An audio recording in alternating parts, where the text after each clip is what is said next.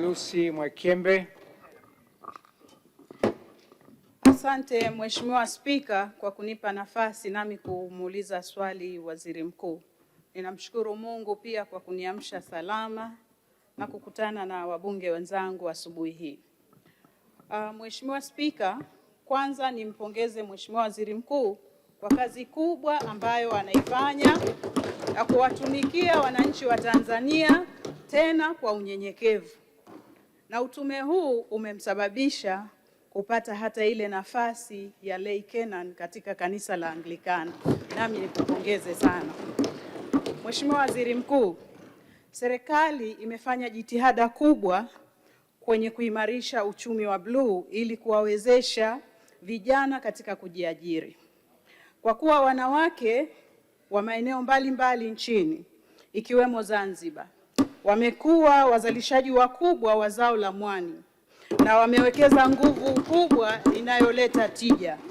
Je, serikali ina mkakati gani wa kuwawezesha wanawake hawa ili waweze kupata vizimba vya kuzalisha samaki katika maeneo yote nchini yenye bahari, mito na maziwa ikiwemo Zanzibar? Asante Mheshimiwa Spika. Mheshimiwa Waziri Mkuu. Mheshimiwa Spika, na kushukuru. Naomba kujibu swali la Mheshimiwa Lucy Mwakyembe kama ifuatavyo. Mheshimiwa Spika, Mheshimiwa mbunge ameleta swali zuri katika muda mwafaka, ambapo uelekeo wa serikali ni kuendelea kuhamasisha uvuvi kwa kutumia vizimba ili kuweza kukuza uchumi wa bluu katika maeneo yote ya maji kama ambavyo Mheshimiwa mbunge ametoka kutaja. Mheshimiwa Spika, kama utakavyokumbuka, takriban miaka 2 au mitatu iliyopita Mheshimiwa Rais alizindua zoezi hilo kwa kugawa vizimba kwa vijana wa Kitanzania. Zoezi la vizimba linahusisha vijana wote wa kike na wa kiume.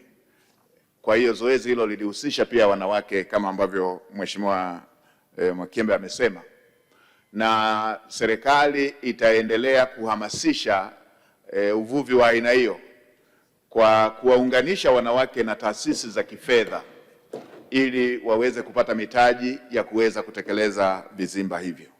Nitumie fursa hii pia kuzielekeza halmashauri zetu ambazo ziko kando kando ya maeneo yanayoweza yakapata fursa, yakawa na fursa hizi za kuwapa wanawake vizimba vya uvuvi, zitumie fursa hiyo kwa kutumia malipo yale ya mapato yale ya ndani ya halmashauri katika utaratibu ule wa 442 ili kuweza kuongeza vizimba, uvuvi wa kutumia vizimba katika maeneo yetu ambayo fursa hiyo ipo.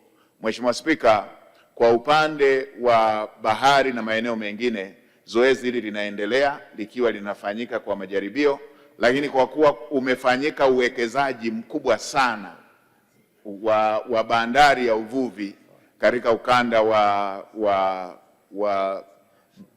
bahari ya Hindi, hasa kule Kilwa, tunaamini katika maeneo mengi kutahitajika sana kupatikana kwa malighafi hiyo ambayo ni samaki, ambako kutahitaji, Mheshimiwa Spika, ili viwanda vyetu hivi vifanye kazi majira yote, basi kuwe na uvuvi huo wa vizimba, ili katika nyakati ambako pengine uvuvi ule wa kawaida utakuwa umeshuka, basi malighafi hizo zisikosekane. Mheshimiwa mbunge, na kuhakikishia serikali inaweka mkazo katika jambo hilo, na nahisi kule tunakokwenda utakuwa uvuvi wa kawaida katika maeneo mengi ili kuweza kuwawezesha vijana na wanawake wengi pamoja na makundi maalum